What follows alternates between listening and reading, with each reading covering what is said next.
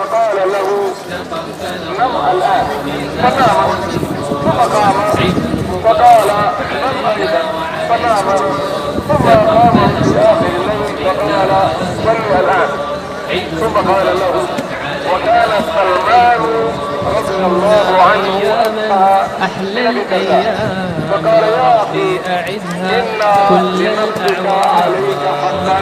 ولأهلك عليك حقا الأيام إن لربك عليك حقا فأعطي كل ذي حق حقه فاز كل فلما من جاء صلى سلمان وأبو الدرداء إلى النبي صلى الله عليه وسلم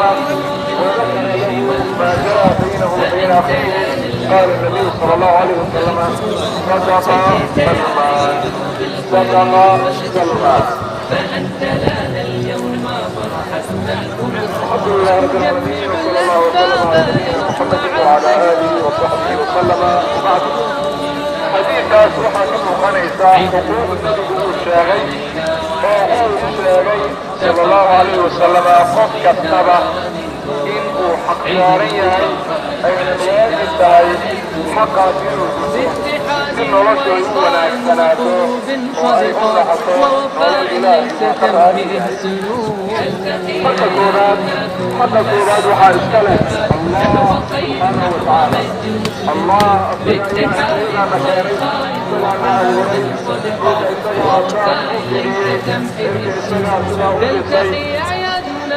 wax kastoo nicmo ah ama nicmadiina noqoto lamida aakhiro isaga ayaa noo siiyey wuxuu naga mudan yahay xaqiisa inaan gudanno xaqiisu waa maxay waa xaqii uu sheegay nebigu wariyey mucaad ibnu jabal waxa uu leeyay mucaad ibnu jabal aniga oo dabeer la saaran nebiga ayuu wuxuu yidhi mucaad atadri maa xaqu llahi cala alcibaad wamaa xaqu lcibaadi cala allah ma garanaysaa xaqa ay ilaahay uu ku leeyahay addoomihiisa iyo xaqa addoomuhu ay ku leeyihiin rabbigooda markaasuu yidhi allahu warasuuluhu aclam waxa uu ku yidhi xaqu llahi cala alcibaad an yacbuduuhu walaa yushrikuu bihi shay'a وحق العباد على الله أن لا يعذب من لا حق